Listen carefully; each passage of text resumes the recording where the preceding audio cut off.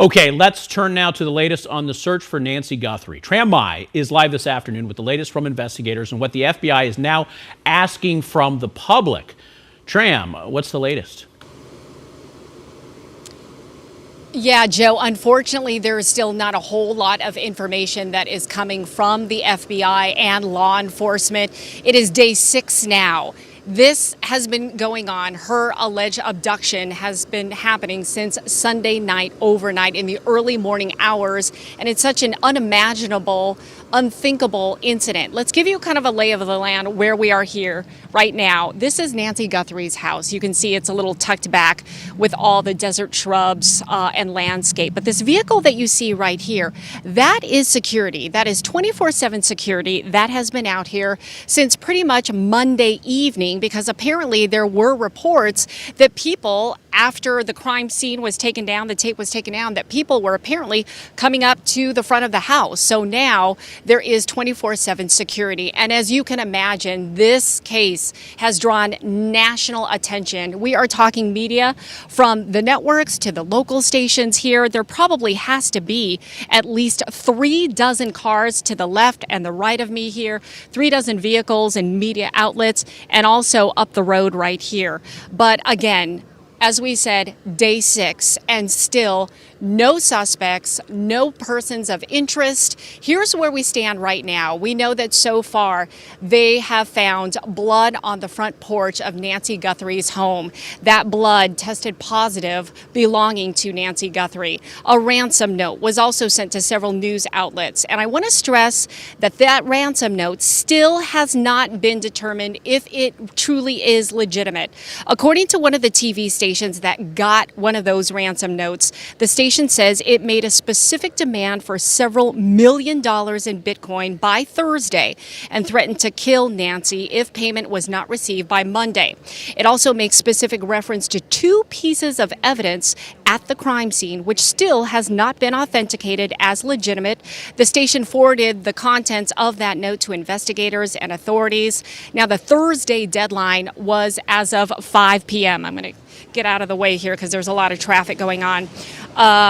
We have not been told anything, though, about a time frame for Monday's deadline. We know that yesterday Nancy's son Cameron made a plea on social media shortly after 5 p.m., saying that the family wants to talk and is waiting for contact from whoever has their mother. Cameron's message was made a day after his sisters, Savannah and Anna, along with Cameron, made their first public plea on Wednesday, asking for the safe return of their mother and that they were willing to talk to the alleged kidnapper. Also, yesterday, our sister station in Tucson interviewed Pima County Sheriff Chris Nanos, and he has said that he is still confident that they will find Nancy. I have all the faith in the world in my team. They're a great team. You've seen their work themselves. A homicide out in the middle of nowhere, and in 24 hours they've arrested 2 or 3 people. I mean, time and time again, they prove I have to have faith in that.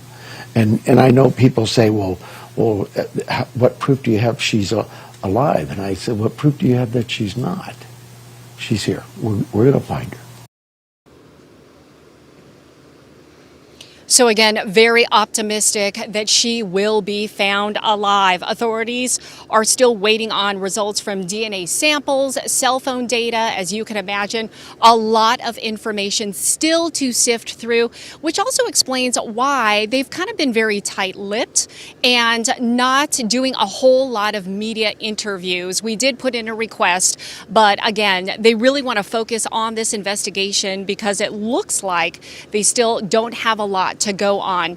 Now, we do know that the FBI is offering $50,000, a reward for any information that could lead to the whereabouts of Nancy Guthrie.